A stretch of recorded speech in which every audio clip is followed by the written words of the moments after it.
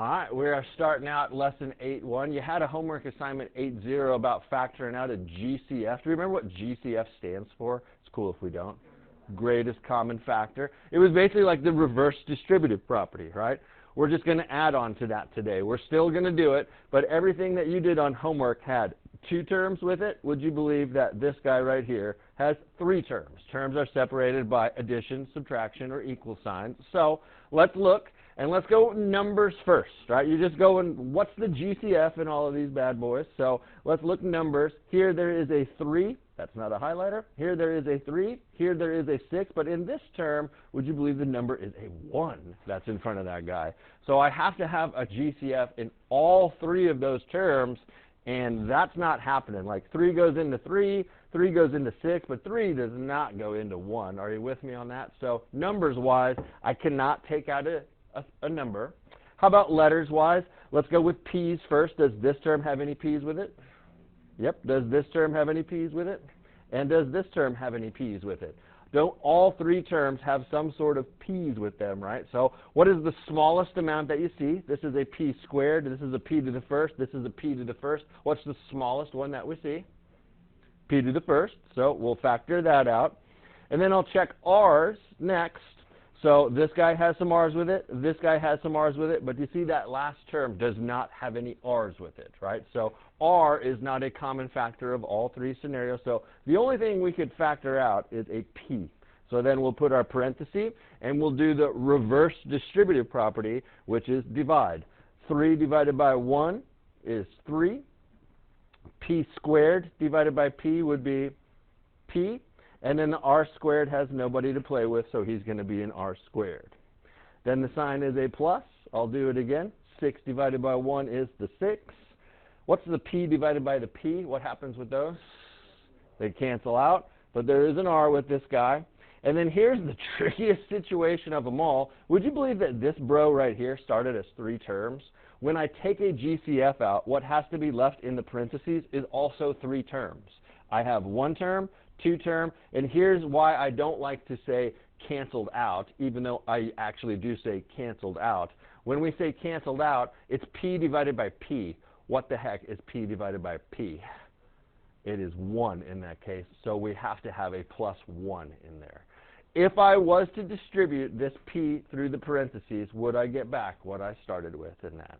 That's factoring out the GCF. Nothing different than what we did on homework for 8.0, except that it's got 3 terms. So let's rock this guy. Numbers 4, 16, 12. What would be your first guess? I would try 4, like the smallest number. Does 4 go into 16 evenly also? And does 4 go into 12 evenly? So we can factor out a 4. By the way, this entire chapter is called factoring, right? So you're going to hear that word a lot. We're factoring out. It's like reverse distributive property. How about A's? Does every one of these guys have some sort of A's with them? So we'll factor out the smallest amount, which is A to the first. And then B's. This guy's got B's, this guy's got B's, but would you believe that that 3rd term does not have any B's with it? So B is not a common factor to all 3 terms, so all I could factor out is a 4A. Why don't you see if you can get what's in parentheses? It started with 3 terms. It's got to have 3 terms inside of it also. So I'll have a 1, which you don't have to write the 1 down. A squared divided by A is A. The B squared has to come along for the ride. 16 divided by 4 is 4. The A's divide out to be 1, and there has to be a B with it. 12 divided by 4 is a 3, and then the A's divide out to be 1 in that case. When you look inside the parentheses, this thing is what's called prime if you truly factored out the GCF, meaning the greatest common factor of what I highlighted in green is 1. Like numbers-wise, 1 is the only number that goes into all of those. This guy's got A's. This guy does not have A's. This guy does not have A's. This guy's got B's. This guy's got B's. This guy does not have B's. Like the only thing you could factor out of all of those is a 1. So let's try that on number 3, right? Look at the numbers, 10, 2. I know it is a -2. I'm just pretending they're all positive, right? So 10, 2, and 14.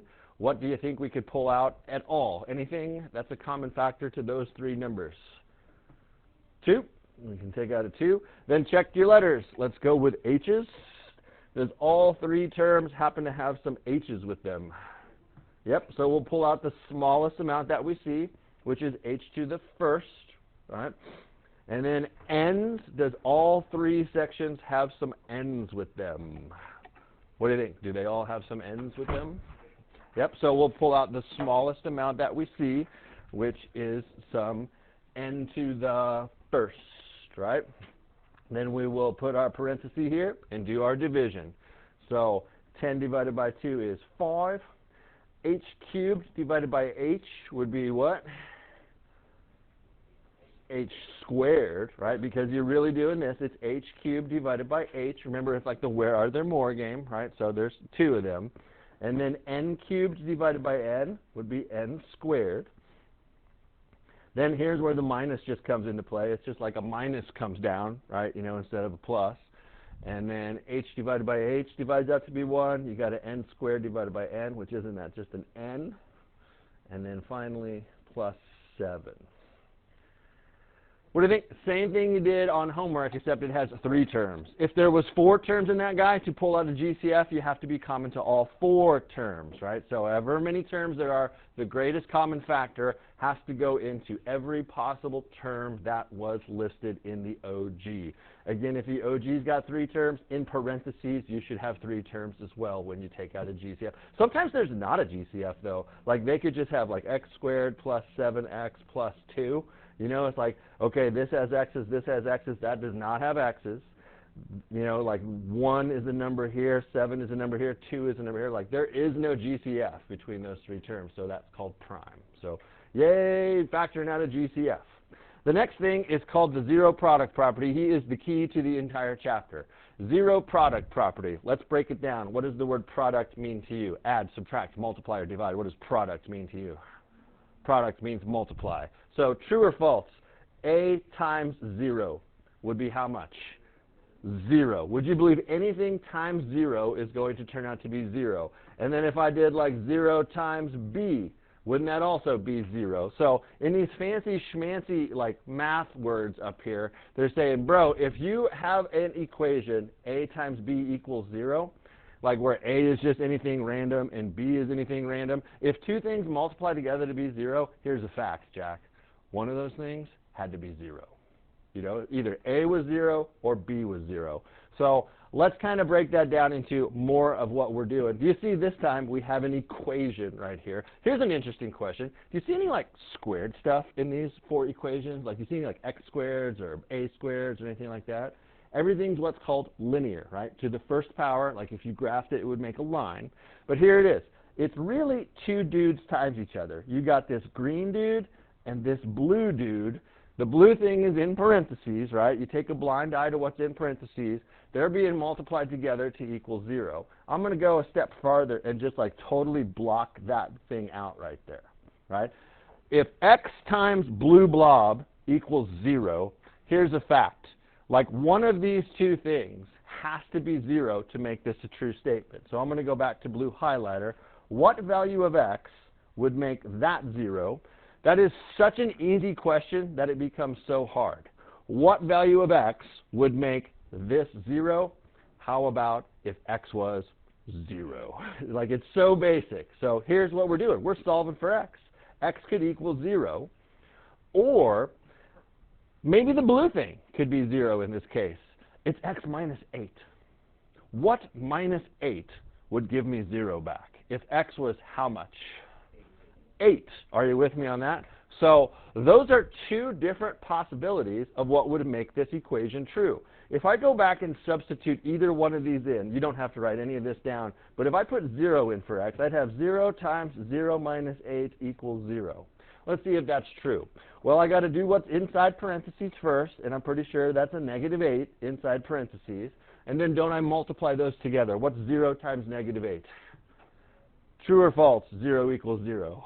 That's 100% true. But what if I let x be 8? I'd have 8 times 8 minus 8 equals 0 in that case. Do you see how I put 8 in the place of x right there? Okay, I got to do what's in parentheses. So I get a 0 in there. What's 8 times 0, baby? It is 0 in that case. So that is true. So there was two different values of x that made that statement true. X could have been 0 and x could have been 8. So we'll put that in we'll save that for another day. Let's try this one again here. Is it two dudes multiplied together to equal 0? I should have changed colors in there, but how about like a blue dude times a red dude? Are they being multiplied, and are they being multiplied together to equal 0? Yes or no? So we'll use what's called the zero product property that says one of those things has to be 0 for this to be true. So you either let the blue one be 0 or you let the red one be 0. What value of b would make the blue one 0? If the blue one was 0, it's so easy that it's hard, because it's just a b, so I got to let that be 0. And then the other one is actually easier than the plain Jane one. What value in the red one plus 12 would make you 0? If b was what? Kind of like the opposite of what you see right there. You see a plus 12, shouldn't it be a negative 12 in that case, right? So there's our two different answers on that. So now, holy mackerel, are we going to get wild? Do you see, we've got, instead of just a plain Jane B in front, or any letter, we got two different groups. But who cares? Isn't it really a red thing times a green thing equaling 0 in that case, right? So here's what we'll do. I'm going to do the first one the long way, and let's see if we can find a shortcut, because we are smart, right? I got to let this red thing be 0. So I'm going to do that. I got to go off to the side, set this guy equal to 0. Why don't you do the same as me?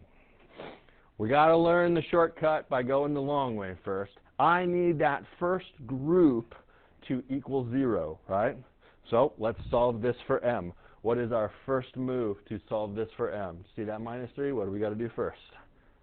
Add 3 over.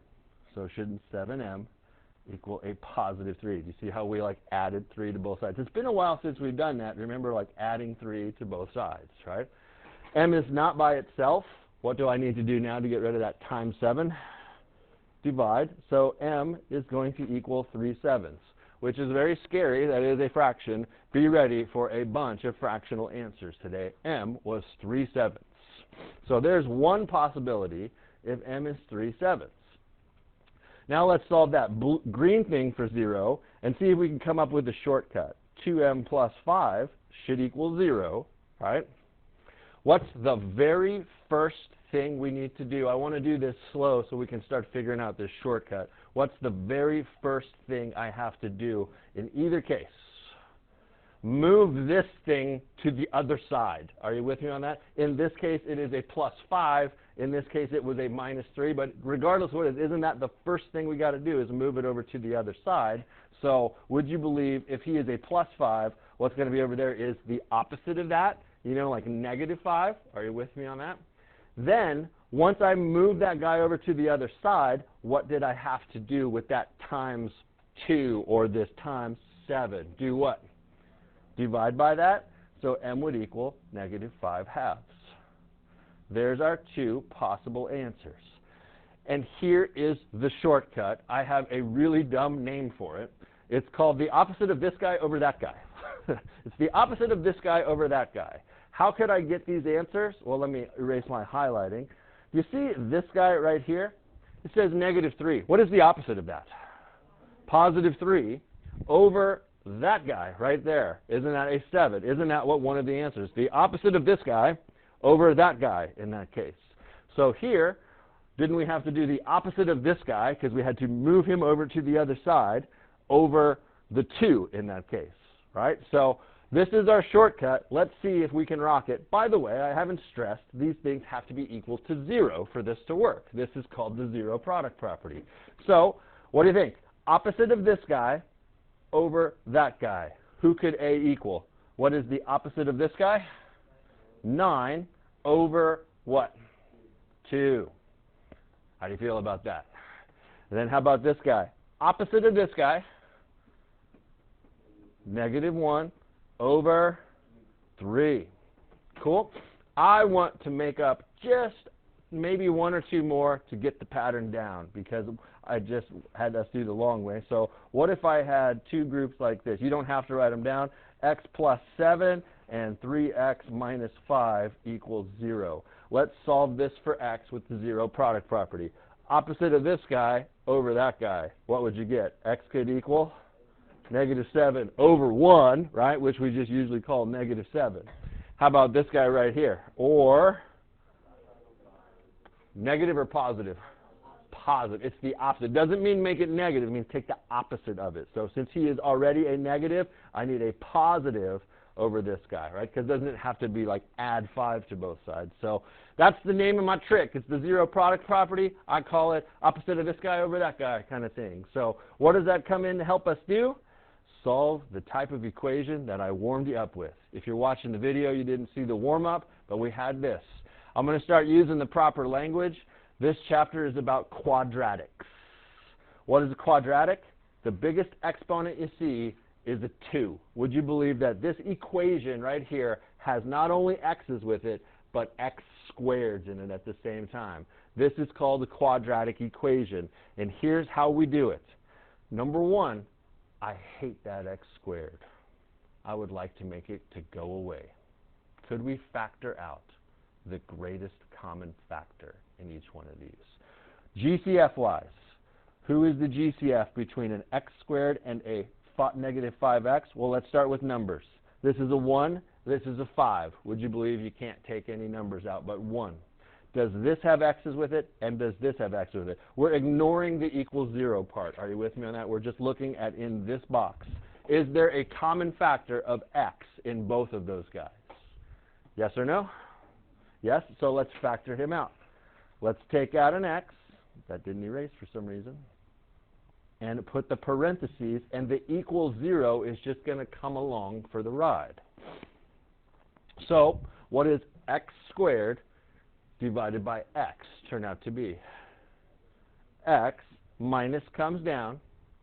What does this 5x divided by x? Well, 5 divided by the 1 is the 1. What about the x divided by the x? 5 divided by the 1 is a 5. I said that incorrectly. And then what does the x divided by the x turn out to be? They cancel each other out to be 1. Here's what's weird. I can see it in your faces that we're maybe a little foggy on this. That's no problem that we're foggy on it. This orange statement and this blue statement are the exact same thing. Orange one sucks. Blue one's awesome. Why does the orange one suck? What does the orange one have in it? X squareds, right? You know, that sucks, right? But the blue one is awesome because it is just all x to the first times each other, and holy cow, what are they multiplied together to be? What are they multiplied together to be? 0. So we can use the zero product property.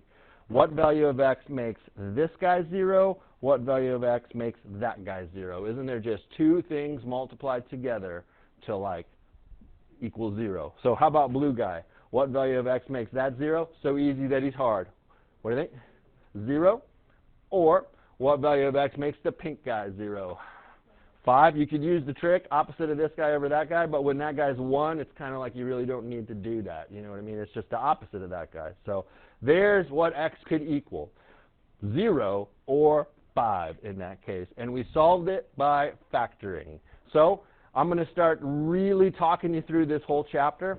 Is this equation quadratic? Meaning the biggest exponent you see is a 2. What do you think? Is this a quadratic equation? Yes. Let's see if we could factor him with the GCF. He's got to be equal to 0 first, which he is, right? Let's take out the greatest common factor of this guy. Numbers-wise, this is a 1, this is a 3.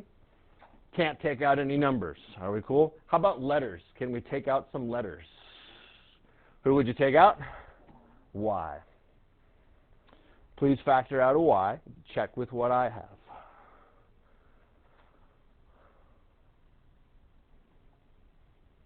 And you have to have the equal 0 part because we're trying to solve an equation. If you just have this, you cannot solve for that. Just like if I wrote this, x minus 2, solve for x. And you're like, can't. X equals 2, there is no equal sign with it, right? You have to have the equal 0. So now, use the zero product property to solve this.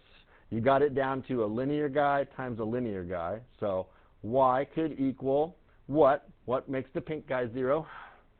0. Or what makes the other guy 0? -3. So weird, right? So weird. When would you use this in real life? We'll get there. You know what I mean? We'll get there. This is kind of like, I just got to let us start swimming around in this pool first to get comfortable before we actually see what this is useful for. So, all right, let's try that again. Is this guy quadratic right here? Is the biggest exponent you see a 2, right? We would like to make that go away by factoring. The only way we know how to factor right now is the greatest common factor. So let's see if we can take one out. Got to be equal to 0 first. Totally is equal to 0. How about numbers? Can we take out any numbers for a GCF? 3. Can we take out any letters for a GCF? A. Then see what's left in the parentheses. That would be a, correct, minus what? 2. Don't forget to equal 0. Before we go further, are we cool with the factoring out the GCF? I'll do the easy one for you. I can tell you what makes that 0. Would you believe it is 2, right? Talk with the neighbor of what makes that first term 0. Sometimes the brain fart happens to the best of us. So a could equal, my bad, a could equal 2, or what do you think?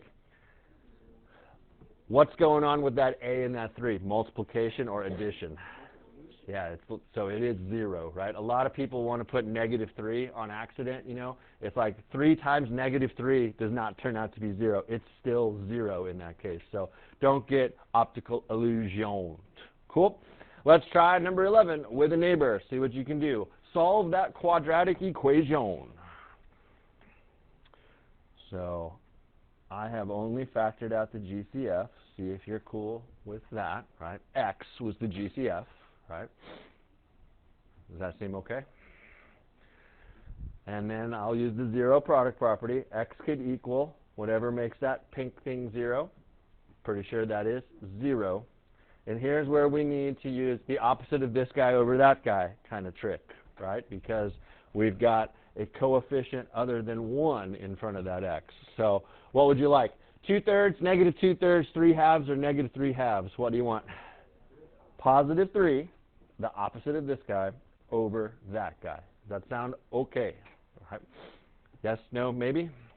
Cool. One thing I want to point out on your practice worksheets, because this chapter is going to just start snowballing, is I've titled everything up in the gray box, what we just did. Didn't we just solve a quadratic equation by factoring out a GCF? Isn't that what we did? Cool. What's going to make this chapter challenging is now we have a new scenario on the back side. Oh, my bad. I didn't realize there was 2 more of these.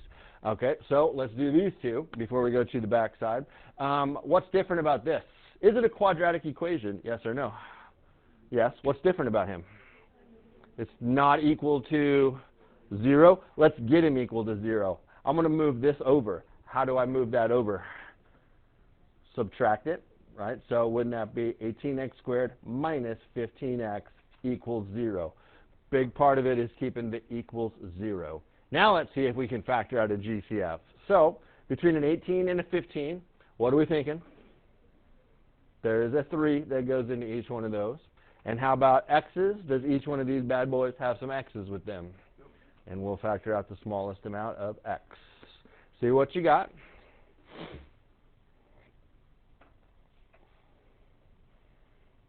And don't forget the equals 0 part. Feel okay with those? Cool. 0 product property. X could equal whatever makes that 0. That would be 0. Or whatever makes this squiggly guy 0. This will be the opposite of this guy over that guy. What would you like, baby? 5, 6. Sound cool? Let's do that one more time. Got to have him equal to 0 first. I call that ready to run. Is he ready to run? Right? You got to get the quadratics equal to 0. That makes this thing ready to run. So 14x squared. And here's what messes it all up. If you do the wrong thing to get it equal to 0, what do I want to put right here? Minus 21x or plus 21x? It's got to be the plus 21x equals 0 in that case. Then we'll factor out the GCF. Making the x squareds go away is the whole point of it. It's like, I don't like the x squareds. So 7x is the GCF. Sound okay? And what's left there would be 2x plus 3 inside. Yeah. And then here we go. That would be x could equal 0 or negative 3 halves. On homework, by the way, you don't put the or, you just separate them with a comma. You type 0, comma, negative 3 halves in that case. Cool? There's what I was trying to say is like that's one method, solving by the GCF. You can flip to the back side, but I'm going to ask you this.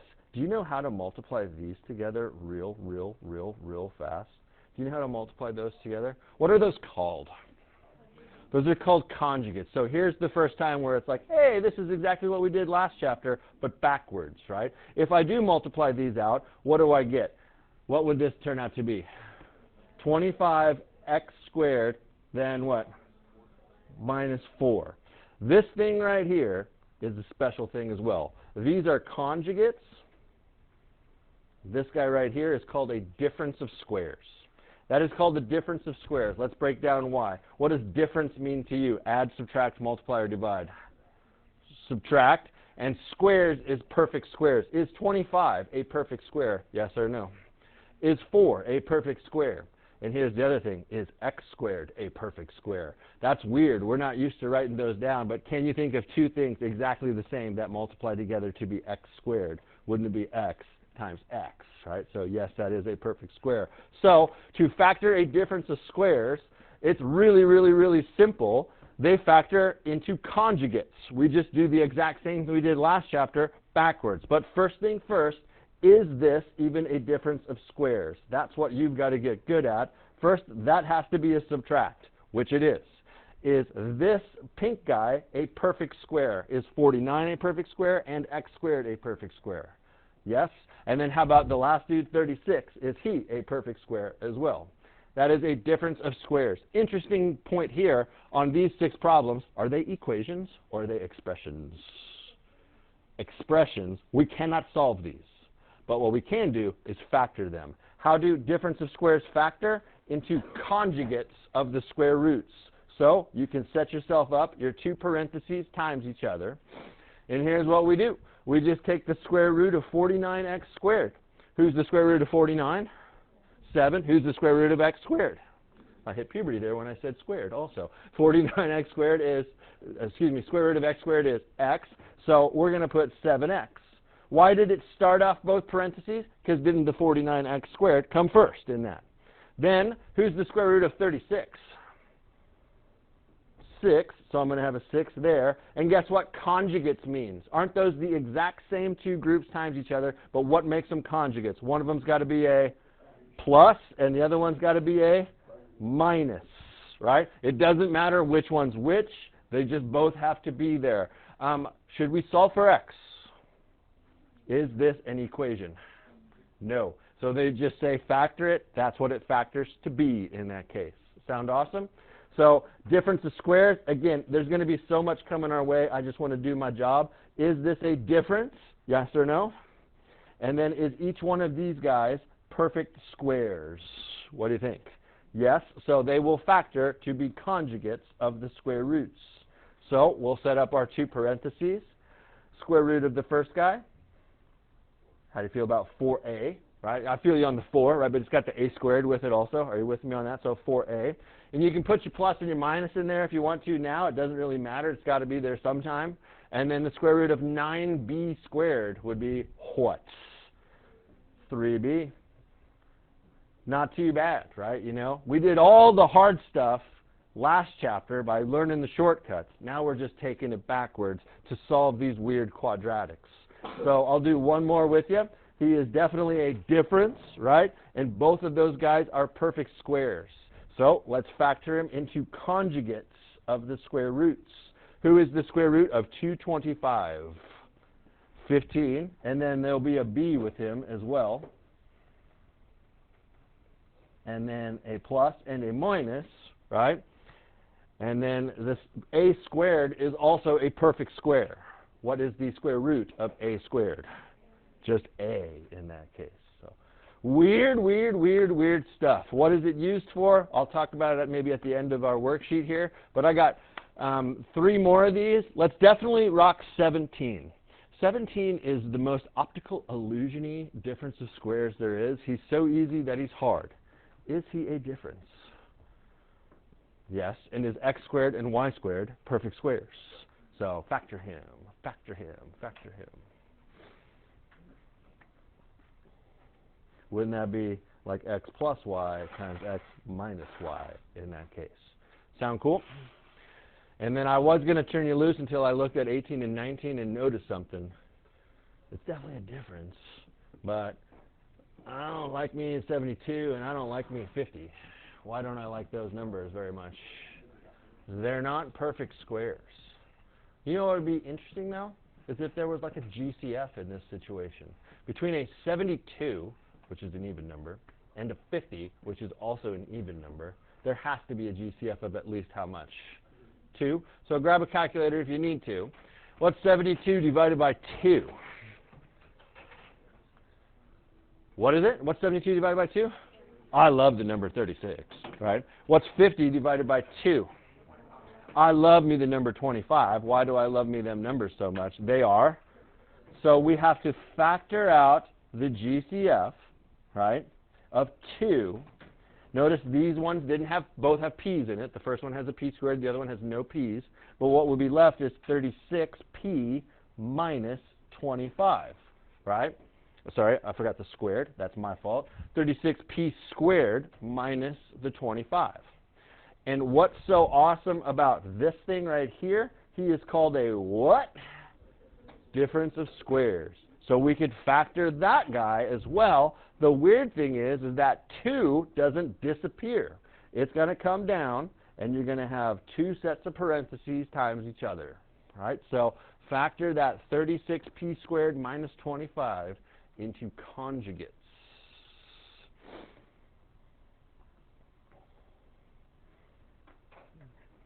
But you see, what's crazy is this is very important. That times 2 can't disappear because all of these have to be equivalent. Like this line and this line and this line all say the same thing. They're just in different formats.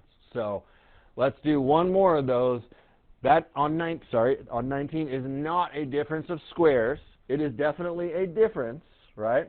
But 8 is not a perfect square and 200 is not a perfect square. Here's what I'm going to do to find my GCF.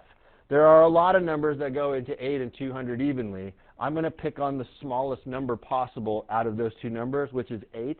8 definitely goes into 8. Does 8 go into 200 evenly? Grab a calculator if you need to. 200 divided by 8. Does that come out whole number, first off? What did you get? Love me some 25, right? So let's factor out an 8. And let's see what's left inside when we factor out an 8. Wouldn't that just turn into a y squared and then minus 25? Yes? Talk with a neighbor. Is the purple thing a difference of squares? Yes.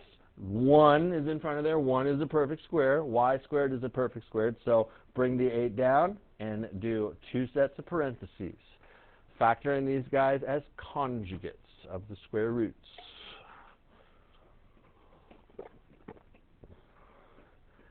One last question before we rock the rest of these.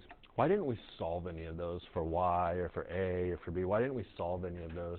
They're not equations, right? On the next 3 down here, are they equations? And for most of this chapter, we need to realize these are quadratics.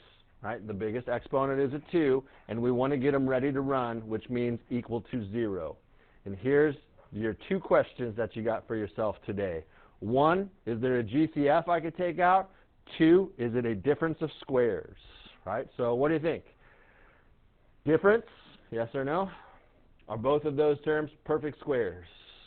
Cool. Factor that. Factor that. That would be two parentheses times each other, but the equal 0 is still there. And then 9x is the square root of the first dude.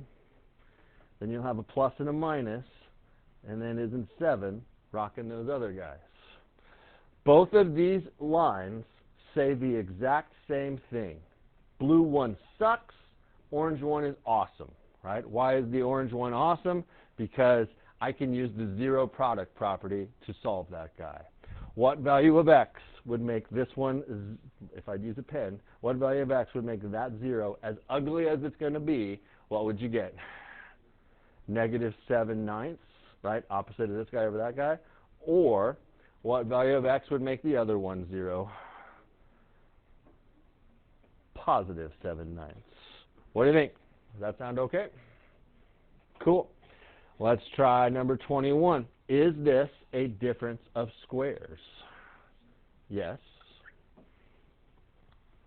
So we'll factor him.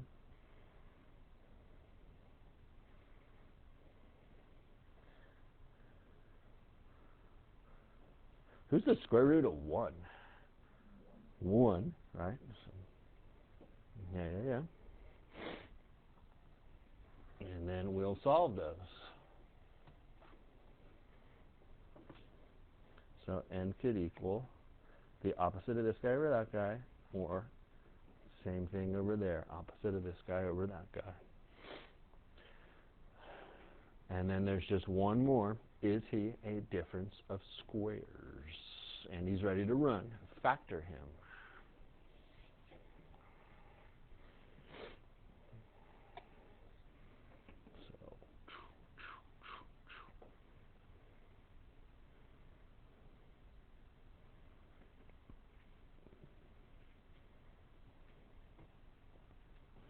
But what I'm going to do right here, first the blue thing is what you are expected to do.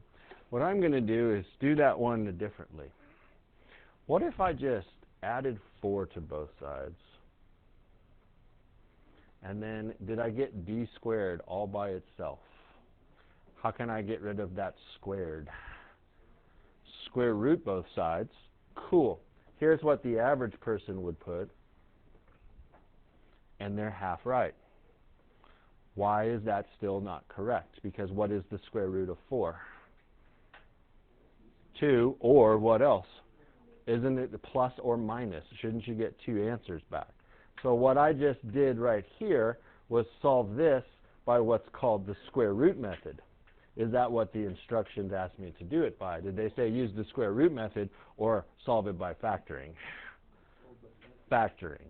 Why couldn't we do that on these guys, you know, like when we had x squared minus 5x equals 0? Because does this one have x's and x squareds with it at the same time? Did you notice none of these have that? They only have like the n squareds or the d squareds or the whatever. But we're going to solve by factoring. Last thing last, the triple whammy, baby. Here's an equation. Is equal to 0. It is quadratic. That is not a difference of squares, though. Guess what we need to do first? Factor out the GCF. Take a wild guess who you would try first. Who would you try first for a GCF? 7. Does 7 go into 175? I know it's a negative, right? Just pretend he was positive. Does 7 go into 175 evenly? How many times? What a beautiful number that you had left over was 25. There is no a's in both terms, right? Remember, you're ignoring the 0 part. You're just trying to factor the left side. So wouldn't that be left with a squared minus 25 equals 0? So there's whammy number 1 was like, take out the GCF, right? Did it. Whammy number 2 is what's in parentheses. Is that a difference of squares? Yes or no? Yes. So we'll factor that. What happens to this 7? Stay or disappear? He stays, right? So you don't have to number these steps. I'm just kind of showing you why I call it the triple whammy. It's because you had to do a bunch of stuff. The equal 0 is still there. And then the third part of the whammy is solve this guy for a in this case. Why are we solving this one? Because he's an equation. So here's the crazy thing. Does this have a's with it?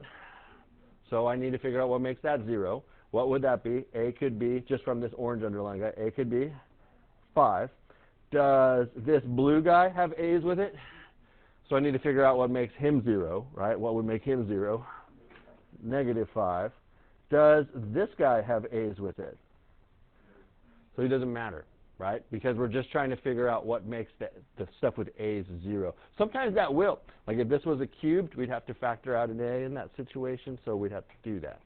Let's try this guy, right? Who would you guess you would try to factor out for a GCF?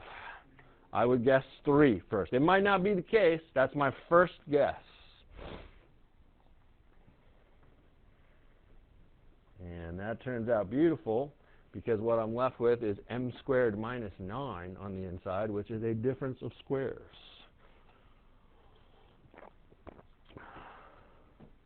Then we got to, your homework's going to make you do all these steps also. Like step 1, factor out a GCF. Step 2, write it by factoring the difference of squares. You got to type the equals 0 part also. And then step 3, solve for m. Yeah. Let's try one more and then we'll call it a day. Hey, here's a cool thing. I like the next one, right? First, I don't want to go too fast. Are we okay with 24? I like this next one. Is 64a squared a perfect square? Is 4 a perfect square? That is a difference of squares. Watch me do this one. If I did this, 8a squared, my bad, 8a plus 2, 8a minus 2 equals 0. That's not wrong, right? Then if I solve for a, if I do the opposite of this guy over that guy, would you believe I would get that? Yes? Does that need reduced? Here's what that means. If you have to reduce your answer, you should have taken out a GCF. Right? You have to take out a GCF. You did not factor it completely. It was way back, like if you did this for a fraction, and sorry, if you did 4/8 for a fraction, reduced it to 2/4, you did not reduce it correctly. Like we have to take out the GCF first to factor this completely.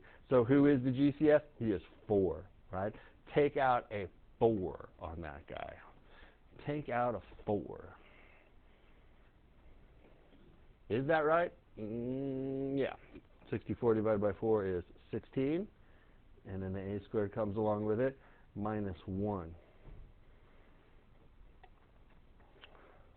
So it's sort of a real picky scenario. It's like, but you'd still get the right answer. Yeah, but you didn't factor it right, you know? So that's what we'll struggle with mostly this chapter is, did you factor it completely? Did you factor it completely?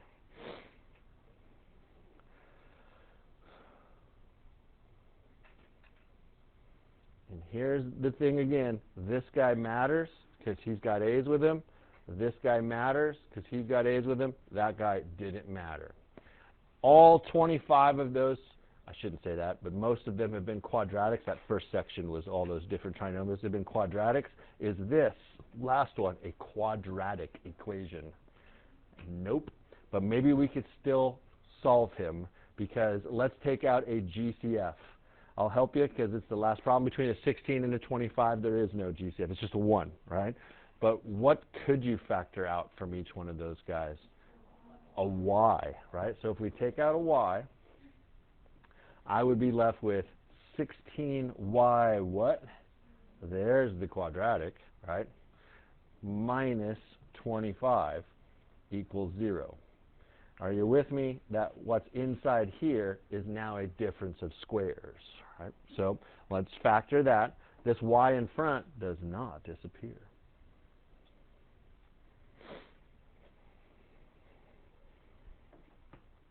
So we're left with 4y plus 5 and 4y minus 5. And here we go. I'm going to work backwards. This guy matters. Doesn't he have y's with him, right? So what value of y would make that orange thing 0 if y was? One of them is going to be negative 5 over 4. One of them is going to be what?